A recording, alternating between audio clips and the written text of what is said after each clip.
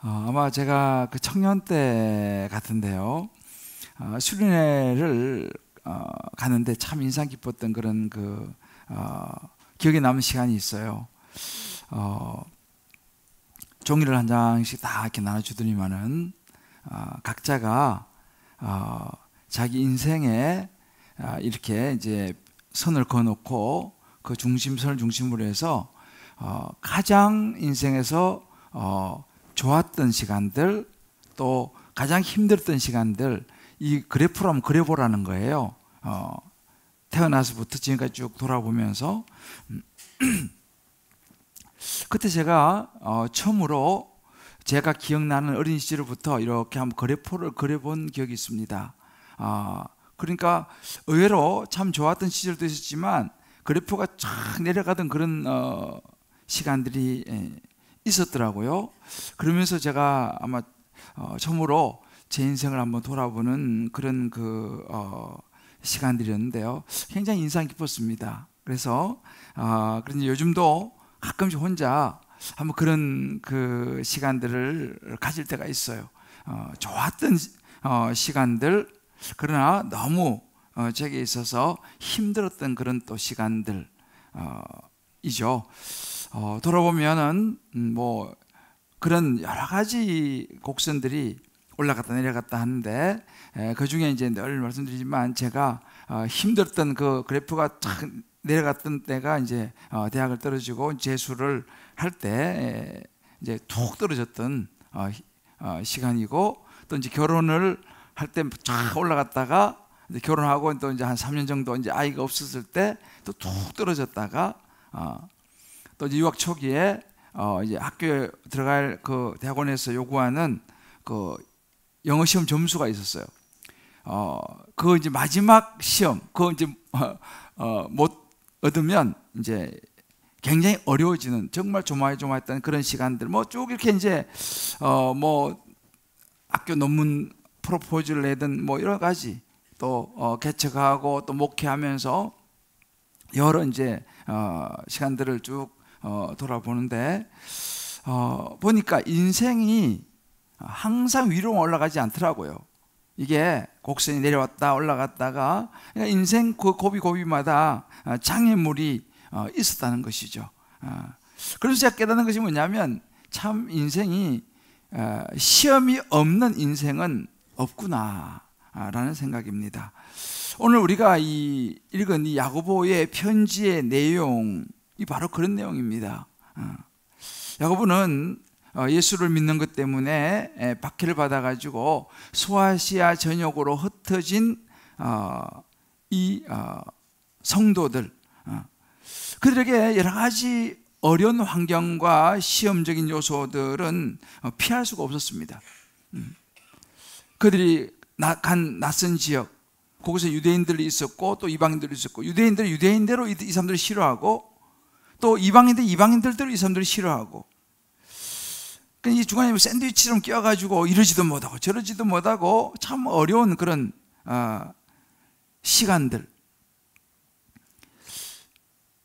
꼭 이렇게까지 예수를 믿어야 되나라는 회의도 밀려오고, 또 한편 의기소침해지기도 하고, 또 한편으로는 정말 예수에 대한 그 소망, 하나님 나라에 대해서도 이제는 흔들리는 그런 상황 속에 있는 하나님 믿는 사람들에게 야고보는 믿음의 도전을 해야 한다라고 편지를 쓰고 있습니다. 그 첫 번째 언급이 뭐냐 하면 시험에 대한 부분이었습니다. 인생에서 만난 여러 가지 각종 어려움과 고난과 시험을 어떻게 보고 뛰어넘을 것인가에 대한 부분들을 야고보 사도가 이야기를 합니다. 보통 시험엔 두 가지가 있어요. 하나는 영어로 보면 테스트가 있고 템테이션이 있습니다. 성경에도 이제 이 두 가지 시험이 나오는데, 테스트라는 것은 우리가 믿음을 지키고 신앙생활을 바로 하려고 할 때에 오는 어떤 시험과 고난을 우리가 보통 테스트라고 말합니다. 그러나 이 템테이션이라고 하는 것은 나의 욕망과 나의 정욕 때문에 생기는 죄의 유혹들, 이게 이제 이것도 시험인데요. 이 두 가지가 가만히 보면요, 이 테스트와 템테이션이 완전히 서로 다른 것이기도 하지만 또 서로 연결되어 있는 그런 부분도 상당히 많습니다. 아무튼 오늘 우리가 이제 살아가면서 만나는 이런 그 시험들, 이 야고보 사도가 우리에게 가르쳐주는 이 시험이 올 때 우리는 어떤 믿음의 도전을 해야 하는가에 대한 부분들을 여러분과 좀 나누려고 합니다. 성령께서 저와 여러분들 각자가 다 지금 상황들이 다 다르실 거예요. 이런저런 여러분들이 처해 있는 상황이 다르실 텐데, 그 상황 속에서 오늘도 성령께 주시는 음성을 잘 들으시고 믿음의 도전에 승리하시기를 주님의 이름으로 축복합니다. 자, 그러면 시험이 올 때 우리가 어떤 일을 해야 되느냐라는 것입니다. 시험이 올 때 우리 해야 될 일은 그 첫 번째로 저를 한번 따라해 봅시다. 감정보다 존재로 반응합시다. 좀 약간 말이 어렵죠. 우리의 감정보다는 존재라고 하는 것은 우리의 의지입니다. 의지로 반응해야 된다고 야고보 사도가 이야기를 합니다. 야고보는 오늘 2절 말씀을 통해 이렇게 말합니다. 형제들아, 내 형제들아, 너희가 여러 가지 시험을 당하거든, 이렇게 말합니다. 온전히 기쁘게 여기라. 인생에서 피할 수 없는 여러 가지 시험이 있다는 것입니다. 여기서 여러 가지라고 하는 이 말은 헬라의 의미로 다양하다 이 말입니다. 시험이 한두 가지가 아니에요. 여러 가지 시험이 있다는 사실이죠. 그래서 여러 가지 중에는 뭐 건강의 시험도 있고, 관계의 시험, 뭐 물질, 또 자녀, 뭐 가정, 또 직업이나 때로는 뭐 학업, 진로, 또 영적인 문제, 여러 인간이 살아가다 보면 만날 수 있는 그런 고난과 시련, 이런 그 우리를 힘들게 하고 넘어뜨리려고 하는 이런 시험, 이런 도전이 온다는 거예요. 그런데 문제는 이 시험이 오는데 이것이 어떤 형태로 언제 오느냐, 그 시기를 모른다는 것입니다. 이게 이제 우리에게 어려운 부분이죠.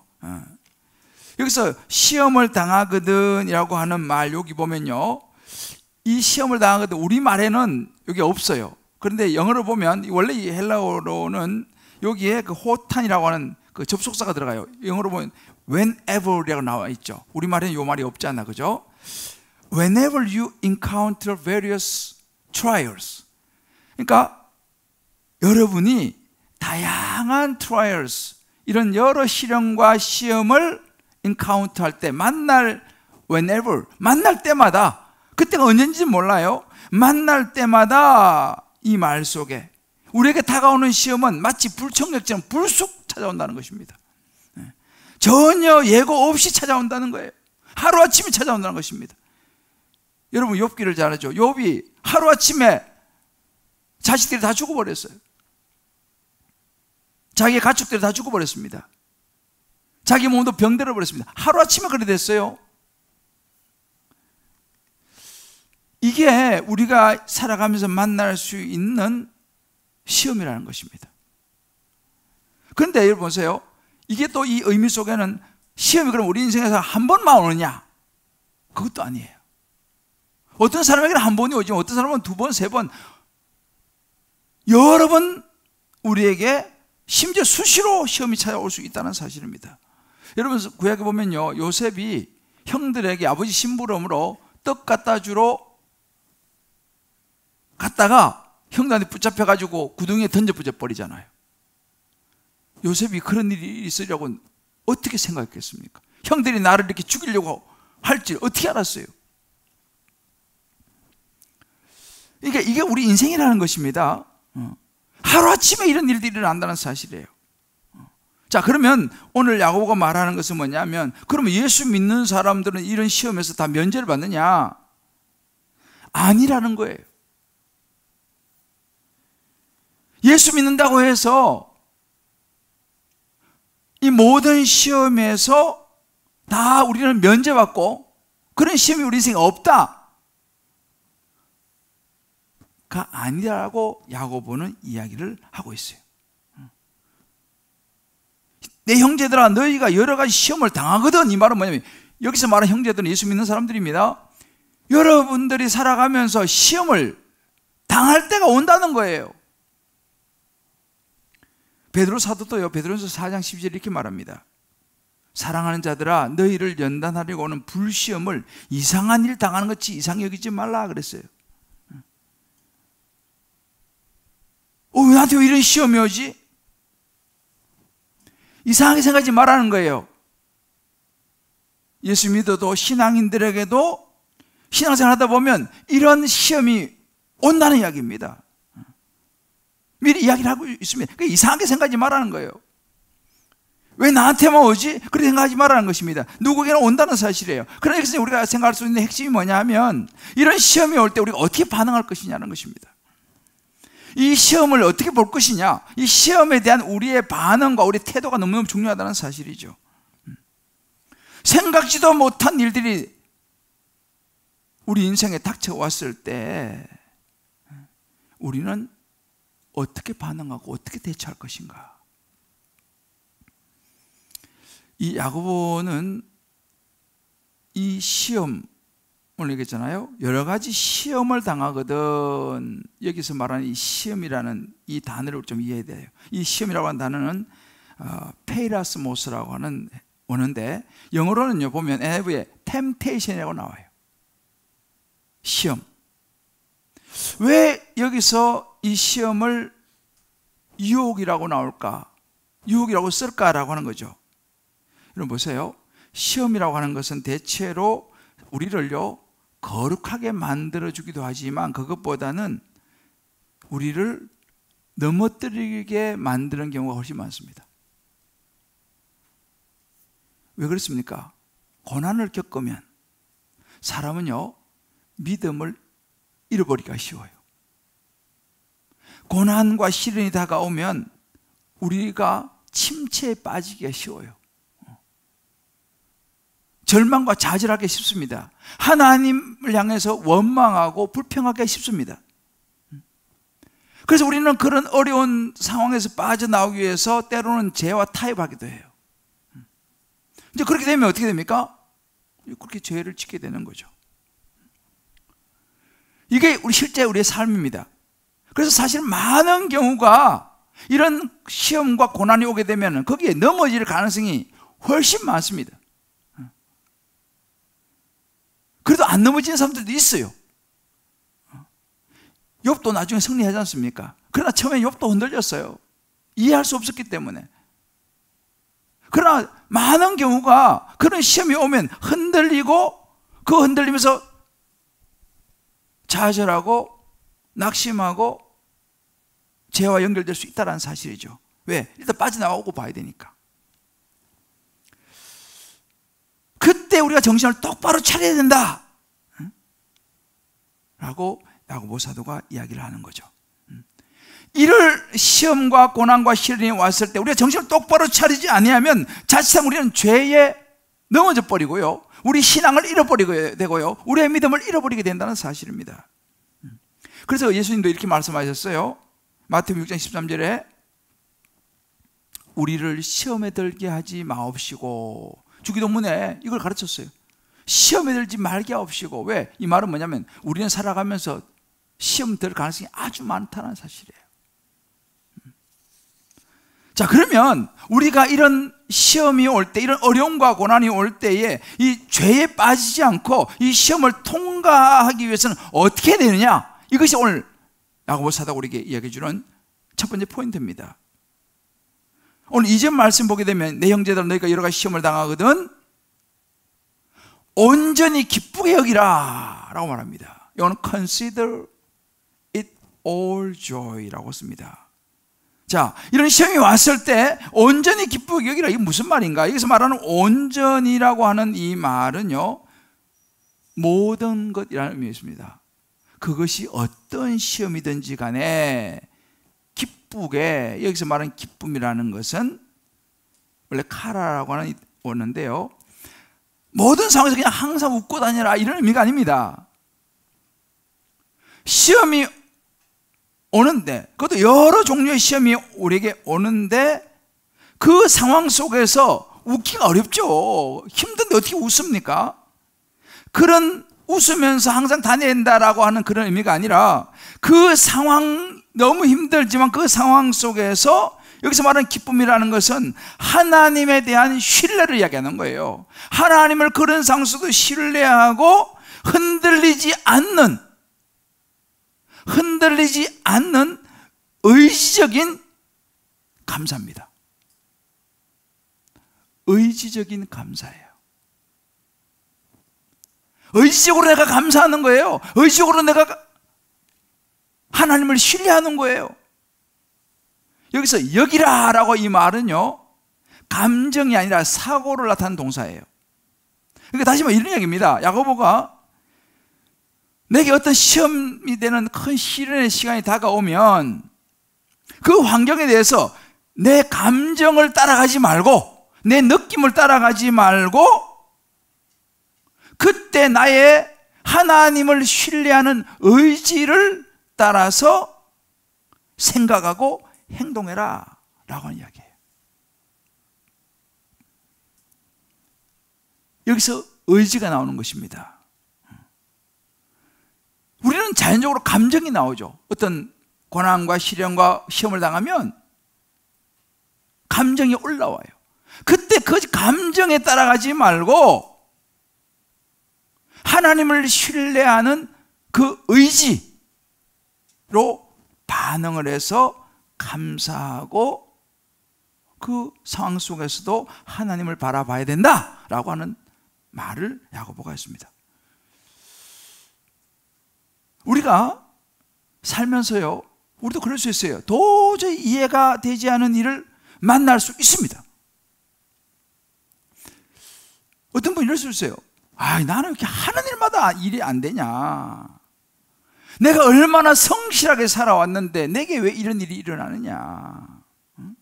내가 나름 열심히 신앙생활도 하고 하나님 앞에 헌신하며 살아왔는데 왜 우리 가정에 이런 일이 일어나느냐. 내 자녀에게 이런 일이 일어나느냐. 내 직장과 내 사업에 내 건강에 왜 이런 일이 일어나느냐. 이런 일을 만날 때 우리의 반응은 하나님을 향한 의지적인 감사를 해야 된다. 이것이 믿음의 도전이라고 야고보는 이야기하는 거예요. 우리 지난주 수요일 날 김영숙 교수님이 오셨어요. 참 좋은 시간이었어요. 혹시 여러분 그날 못 오신 분들은 꼭 한번 들어보시길 바라요. 백사세, 정말 참 귀한 분이시죠. 그분이 그런 이야기 했잖아요. 자기 14살 때 이제 자꾸 이제 이렇게 그 의식을 잃는 그런 병에 걸려서 어릴 때부터 이제 얼마 못 살 것 같다. 뭐 이런 이제 분위기. 근데 14살에 자기 기도했다지 않습니까? 그 어린 나이에 하나님 나를 살려주시고 내가 어른이 될 때까지 살게 해주시면 내가 하나님을 위해서 제가 살겠습니다. 말하자면 이것이 뭐예요? 나는 몸이 약해가지고 나는 언제 죽을지도 모르고 그러면 그의 인생에 다가온 그 건강이라고 하는 그 시험이 그를 무너뜨릴 수 있죠. 아이고 인생이 뭐 이러다가 뭐 죽겠지. 그렇게 포기할 수도 있는 거예요. 그런데 이 김영석이라고 하는 14살 먹은 이 아이는 하나님 앞에 기도했다는 거예요. 교회 가서 부흥회 가서 제일 앞에 앉아가지고 기도했다는 거예요. 하나님 나를 어른이 될 때까지 살게 해주시면. 여러분 이것이 뭡니까? 이것이 바로 의지적인 하나님 앞에 보이는 반응인 거예요. 하나님을 신뢰하는 거죠. 하나님 나를 살려주시면. 포기하지 않았죠. 바로 야고보 사도가 우리에게 얘기해 주는 게 바로 이겁니다. 우리가 어려움을 당하고 시험을 당할 때에 우리는 감정보다는요 의지적인 존재, 의지적인 반응을 보인다는 것입니다. 왜? 하나님이 우리 하나님이시고 하나님이 살아계시기 때문에. 할렐루야. 이런 거죠. 오랜 세월 한 회사에 헌신했어요. 그런데 어느 아침 직장을 잃어버렸어. 해고당했어. 자, 그 아버지가 어떻게 반응할 것이냐는 거죠. 그 아버지가 집에 가서 저녁에 가족들을 모아놓고 이렇게 얘기합니다. 비록 내가 갑작스럽게 내 모든 인생을 좀 오랜 세월 헌신한 회사에서 내가 하루쯤 직장을 잃었지만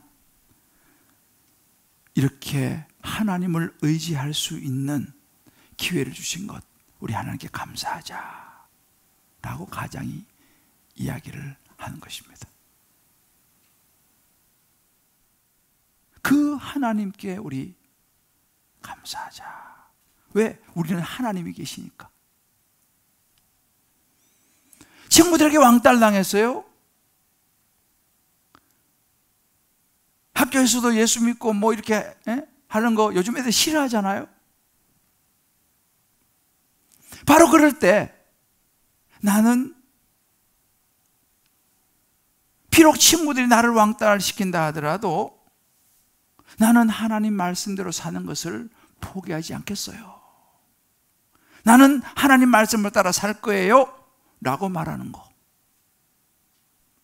이것이 시험을 당할 때에 예수 믿는 우리가 보여주어야 될 모습이라고 성경이 이야기하는 거예요. 야고보서도 바로 그런 이야기를 합니다. 이것이 감정을 넘어선 존재, 하나님 우리를 그렇게 지으셔서 하나님의 창조주 하나님 앞에서의 우리의 의지를 드리는 반응, 감사. 그래서 야고보서 5장 11절 이렇게 말합니다. 보라, 인내하는 자를 우리가 복되다 하나니 그랬습니다. 여기 이제 인내가 들어가는 것이죠. 너희가 욥의 인내를 들었고 주께서 주신 결말을 보았으니 주는 가장 자비하시고 긍휼히 여기시라. 이 상황 속에서도 하나님을 신뢰하는 것이죠. 욥을 보세요. 욥은 나중에 다 회복됐어요. 사실은요, 가정도 회복되고 모든 것이 회복됐죠. 우리가 시험을 이길 수 있는 힘이 여기서 나오는 거예요. 하나님에 대한 신뢰. 로마서 8장 32절 이렇게 말씀하십니다. 자기 아들을 아끼지 아니하시고 우리 모든 사람을 위하여 내주시니가 어찌 그 아들과 함께 모든 걸 우리에게 주시지 않겠느냐. 하나님이요, 우리를 사랑하셔가지고 하나밖에 없는 아들 예수님을 십자가에 못 박아 죽게 하셨잖아요. 왜? 우리를 구원하시기 위해서. 하나님이 그런 아들까지 내주셨는데 다른 거 우리에게 더 좋은 거 주지 않겠냐는 것입니다. 할렐루야. 여러분 믿으십니까? 이것을 믿음으로 받아들이고 선포하는 것이 시험 앞에서 우리의 그리스도의 자세다. 도전, 이게 도전이라고 그런 거예요. 로마서 8장 28절에 하나님을 사랑하는 자 곧 그 뜻대로 부르심을 입은 자들은 모든 것이 합력하여 선을 이루느니라. 할렐루야. 지금 당장은 이것이 기가 막힌 일일지 모르지만 하나님이 이를 통해서 선을 이루신다라고 하는 사실을 믿음으로 받아들이는 거, 이것이 야고보 사도가 성도들에게 이야기한 시험 앞에서의 그들의 믿음의 도전입니다. 우리 각자 한번 적용해 보실 필요가 있어요. 여러 인생에 생각지 못한 시험 앞에서 나는 낙심하고 절망하고 좌절하고 침체되고 불평하고 원망하고 슬프다고 감정적으로 반응하는지, 아니면 이것이 성경에서 말하는 주님 말씀하시는 그것이구나 라고 생각하면서 그 시험 앞에서 그럼에도 나를 사랑하시는 하나님을 신뢰하고, 그래 하나님이 이를 통해서 반드시 선을 이루실 것을 의지적으로 반응하면서 감사하면서 믿음을 붙들고 나아가는 거라는 거예요. 할렐루야. 각자 한번 다락방에서 한번 나눠보세요. 집에서 혼자 한번 놓고 생각해 보세요. 두 번째 시험일 때 우리가 해야 될 일은 이 시험에 하나님의 목적이 있다는 거예요. 어떤 목적이요? 성숙의 기회로 우리 그 시험을 사용하시려고 하는 하나님의 목적, 이걸 생각하면서 끝까지 견뎌야 한다는 거예요. 견뎌야 한다는 것입니다. 오늘 4절 말씀에 그런 구절이 있어요. 인내를 온전히 이루라. 이는 너희로 온전하고 구비하여 조금도 부족함이 없게 하려 함이라. 여러분, 시험이 힘들잖아요. 어떻게 해야 됩니까? 야고보가 얘기하는 거예요. 하나님의 약속을 기억하면서 참고 견뎌야 된다. 참고 견뎌야 된다. 이것이 믿음이다. 다른 게 믿음이 아니고 그 참고 견디는 거예요. 어떻게 참고? 하나님의 선하심을 바라보면서. 그래서 오늘 3절에 이렇게 말합니다. 이는 너로 믿음의 시련이 인내를 만들어내는 줄을 너희가 알미라 라고 3절에 이야기했습니다. 여기서 말하는 시련이라고 하는 것은요, 믿음의 시련이 뭐냐? 이 시련이라는 단어는 도키미온이라고 하는 단어인데, 어떤 것을 진짜인지 가짜인지 입증하는 방법을 말하는 단어예요. 여러분, 그런 얘기 있잖아요. 금을 캐내는 사람들은요, 금을 캐면은 이게 금덩어리의 품질을 알아보고서 이렇게 깨물어 본다는 거예요. 이게 진짜인지 가짜인지 이걸 깨물어 본다는 거예요. 우리도 마찬가지입니다. 하나님께서 자녀들 한 사람 한 사람을 이런저런 때로 특별한 시험을 통해서 이 믿음이 진짜냐 가짜냐 그걸 보시기를 원하신다는 사실입니다. 여러분들 시험 앞에서 내 믿음이 진짜인지 가짜인지를 확인해 볼 필요가 있어요. 진짜 이 순금 같은 이 믿음은요, 아무리 뜨거워도 그 열을 견딘다는 것입니다. 그래서 베드로전서 1장 7절 이렇게 말합니다. 너희 믿음이 확실하면 불로 연단하여도 없어질 금보다도 더 귀하다 그랬습니다. 진짜 우리 믿음이 확실하다면요, 아무리 불의 연단이 오더라도 우리는 견뎌낸다. 그게 진짜 믿음이라는 거예요. 이런 불시험의 연단을 통하여 인정받는 것이 진짜 믿음이다.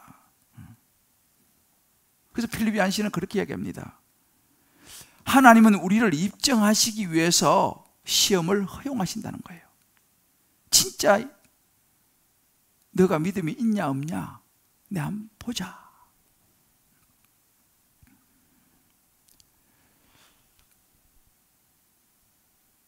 우리의 믿음이 그럴 때 나타난다는 거예요.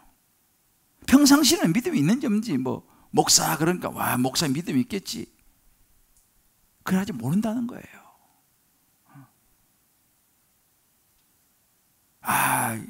신앙생활 오래 하고 뭐 장로님이고 권사님이고 목사님이고 전사님이고 믿음이 좋겠지 평소에는 모른다는 거예요. 그러나 인생의 시험과 고난이 왔을 때에 그 사람 진짜 믿음이 있느냐? 그때 그걸 입증된다는 거예요. 그래서 크레이그 블럼버그라는 분이 이렇게 했습니다. 인내는 믿음을 쭉 내려놓은 것이다 그랬어요.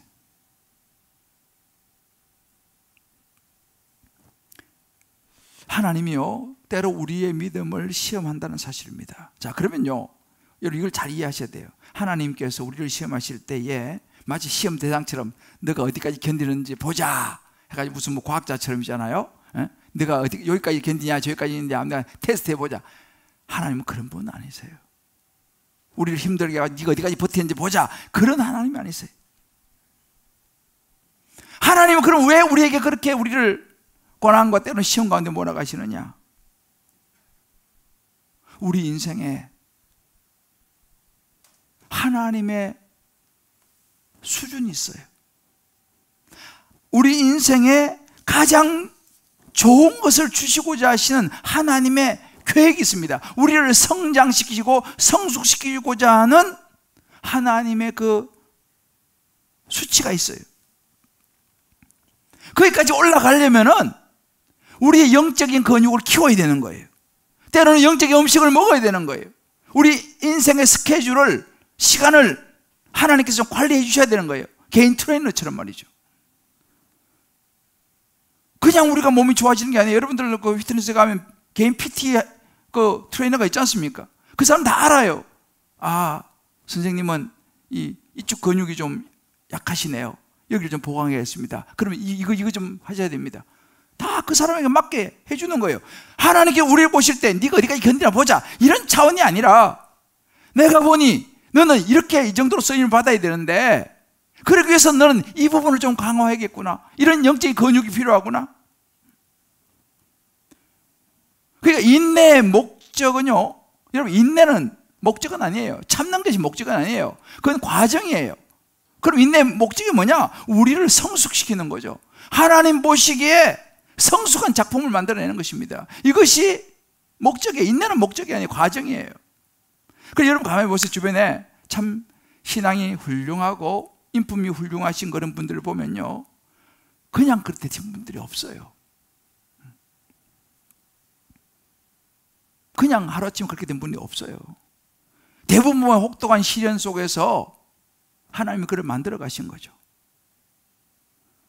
그런 고난을 통과한 사람들에게는 원숙함이 있어요. 이번에 그거 보세요. 우리 김영석 교수님도 어릴 때부터 그냥 죽는다고 그러고 맨날 그냥 의식을 잃어 쓰러지고, 쟤는 몇 살 못 살겠다, 다 그렇게 하는 그런 어려운 그런 시간들을 견디고 그 가운데서 기도하면서 하나님 앞에 자기 인생의 뜻을 정하고 지금까지 살아오신 거 아니겠습니까? 그런 그 고난을 통과한 원숙함은요, 그건 뭐 모방할 수가 없어요. 그건요, 흉내낼 수가 없어요. 그런 건요. 왜? 그 자체가 삶이기 때문에. 여러분, 그런 얘기 있지 않습니까? 과일이 있지 않습니까? 과일이 아주 당도가 좋고 빛깔도 좋은 것은요, 때로는 햇빛도 받고 때로는 바람도 맞고, 그런 그 과정 속에서 이 당도가 올라가고 때깔이 나온다 그래요.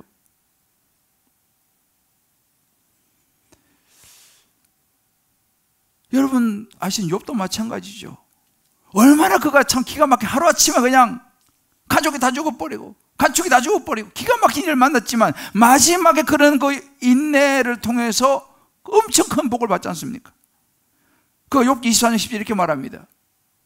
내가 가는 길을 그가 아시나니 그가 나를 단련하신 후에 내가 순금같이 되어 나오리라. 할렐루야.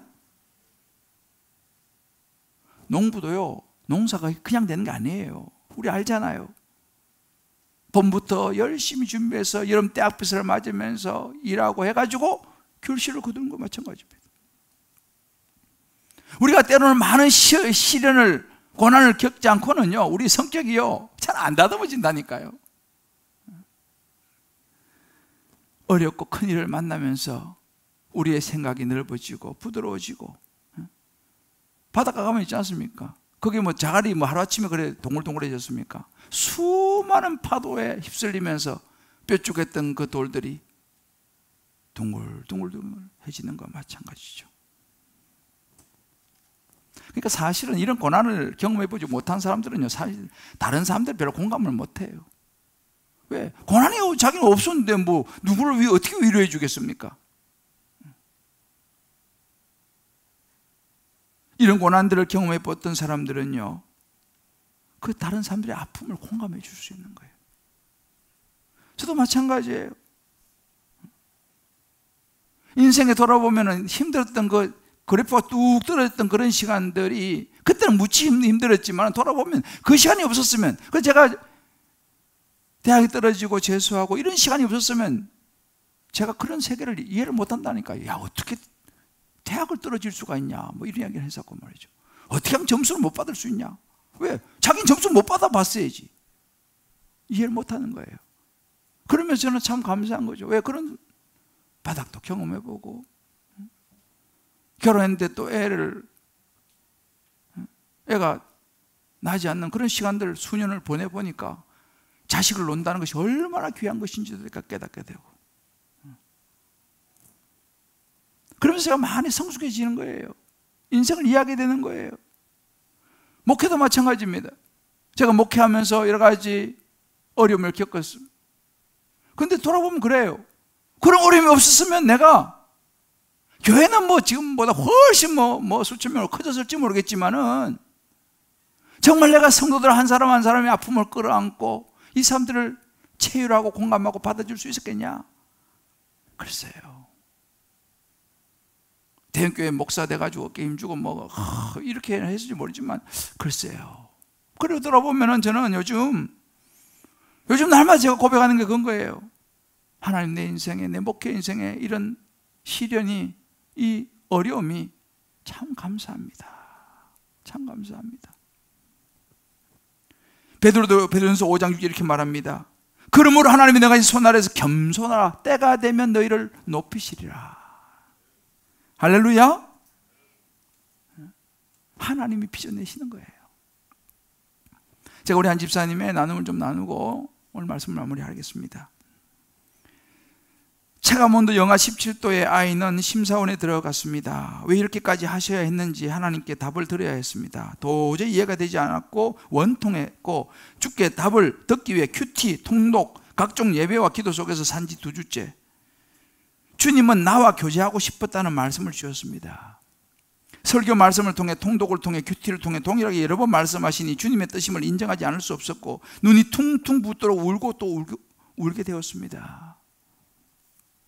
작년 2월 아이의 사건을 알았을 때, 세상 사람들 다 지탄해도 나만은 엄마이기에 품기로 결단했을 때 처음 든 생각은 나를 향한 하나님의 마음이 이 마음일까 였습니다. 사건 이후 11개월이 지나서 재판을 받게 되어 지치기도 했지만 길어진 만큼 나와 아이는 예배를 통해 단단해졌고, 그 덕분에 심사원 기간을 잘 이겨낼 수 있었던 것 같습니다. 보통 심사원 생활이 3, 4주라는데 판사의 인사이동으로 5주가 되었는데, 이 또한 아이와 나의 습관이 바뀌는데 필요한 시간이었음을 알게 되었습니다. 35일간 아이는 매일 저녁 7시에 기도를 했다고 합니다. 나 또한 35일간 예배, 큐티 말씀을 보며 그날의 성경 말씀을 요약해서 아이에게 편지를 써주었습니다. 고난, 이 위기는 말씀이 들리는 기회와 부르심이 맞는 것 같습니다. 35일간 주만 붙잡을 수밖에 없었기에 말씀에 집중할 수 있었고, 세상적으로 보면 환난이었지만 주님과 독대하며 교제하는 은혜의 시간이었고, 18살 아이도 35일간 매일 저녁 7시 주님과 만나는 귀한 경험을 하는 시간이었습니다. 35일간의 기도 가운데 얻은 결론은 주님은 살리시는 분이지 죽이시는 분이 아니라는 사실입니다. 할렐루야. 이런 고백할 수 있겠어요, 여러분들이요? 이런 상황에서. 그러면서 이런 고백을 했어요. 오늘 아이의 재판이 열립니다. 어떤 결론이 나와도 남편, 아이, 나 모두 감사할 수 있기를 기도합니다. 그 기도부터 하고 이제 간 거예요. 그날 오후에 카톡이 올라왔어요. 기도 감사드립니다. 아이 데리고 집에 갑니다. 정말 감사합니다. 눈물 이모티콘. 여러분, 이것이 성숙입니다. 오늘 야고보 사도가 말하는 것이 이 안에 다 있어요. 저는 확신하기를, 비록 그 아들이 어린 시절에 방황하고 참 많은 그런 일들로 부모가 마음고생도 많이 하고 참 그런 시간을 겪었지만요, 하나님께서 그 기도를 들으시고 이 아이를 앞으로 하나님의 자녀로 쓰실 것을 저는 믿습니다. 여러분 각자 한번 생각해 보시고 나눠보세요. 지금 여러분이 겪고 있는 시험이 무엇입니까? 견디기 어려운 부분이 있다면 솔직히 한번 다락방 가서 한번 나눠보세요. 그리고 그것을 가지고 믿음하고 한번 연결을 시켜서 생각해 보시길 바라요. 지금은 내가 기가 막힌 이해되지 않는 낙심되는 일이지만 하나님의 목적을 생각하면서 더 성숙하고 더 멋지게 주님 앞에 쓰임 받으시기를 주의 이름으로 축복합니다. 사랑하는 성도 여러분,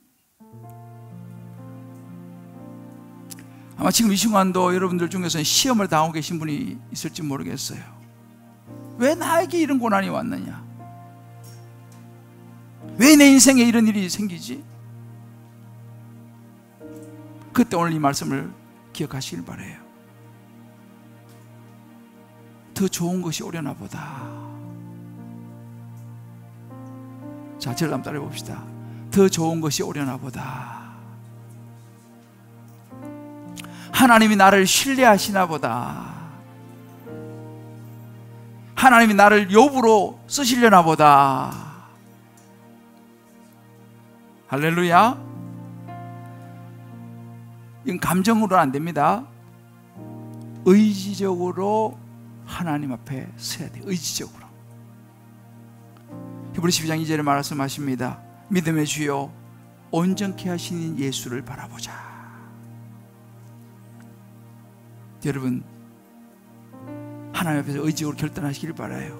하나님, 이번에도 버티겠습니다. 믿음의 도전 한번 해보겠습니다. 기가 막힌 일이지만 하나님 이를 통해서 나의 불순물을 제가 알기를 원하시는군요. 더 나를 성숙하게 세우시기를 원하시는군요. 나를 단련하신 후에 내가 정같이 나오겠습니다. 여러분 잘 아시는 철로 역정, 존 버년이 감옥에 갇혔을 때 철로 역정을 썼어요. 예수 믿다가 핍박당하고 억울하게 감옥에 갇혔어요. 그 감옥에서 하나님 나라 가는 이 길이, 이 믿음을 지키는 것이 이렇게 힘들구나 생각하면서 쓴 게 철로 역정이에요. 성경 다음으로 많이 읽힌 책입니다.